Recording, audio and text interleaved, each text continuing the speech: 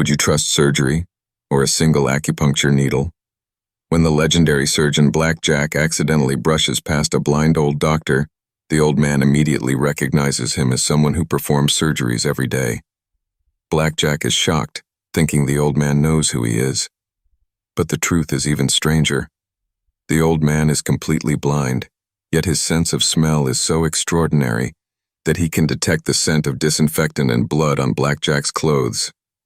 Blackjack dismisses him as a crazy old man and walks away. Before leaving, the old doctor says something unforgettable. He believes the human body is a treasure, and that cutting it open should always be the last resort.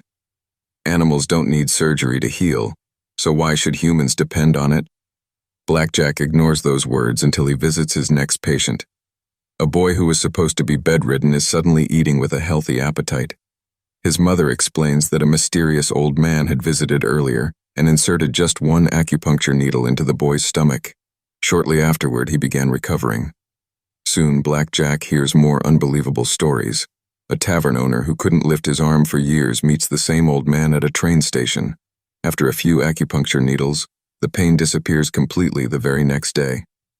The old doctor has an unusual way of treating patients.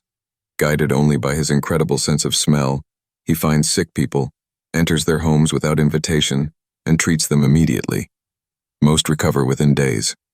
After each miracle, he quietly disappears in search of the next patient. Blackjack finally confronts him, demanding that he stay away from his patients. But the old man calmly replies, "If someone is healed, does it matter whose patient they are?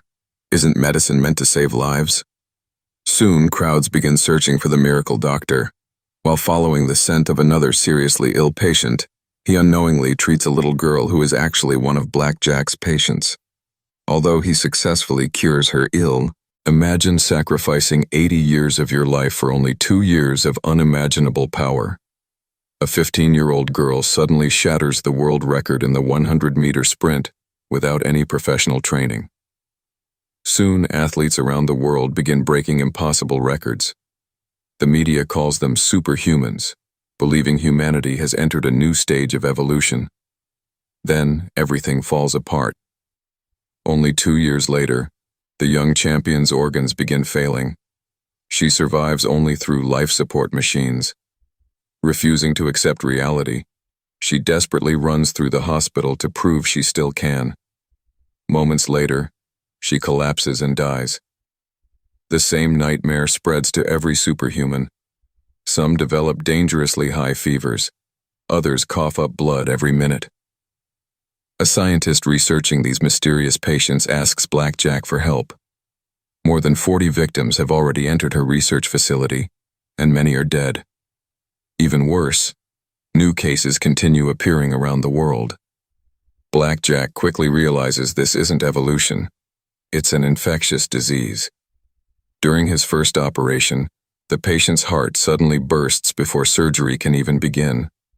After extensive research, Blackjack uncovers the truth. The condition is caused by a virus that forces the brain's pituitary gland to produce enormous amounts of hormones. Those hormones temporarily unlock incredible physical abilities, but they rapidly destroy the body's internal organs. As Blackjack prepares to investigate further, another doctor secretly reveals an even darker secret. The Research Institute has been performing cruel experiments on the patients.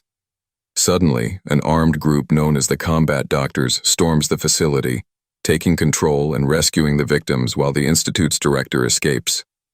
Blackjack learns that every superhuman had previously taken an experimental drug developed by the same pharmaceutical company.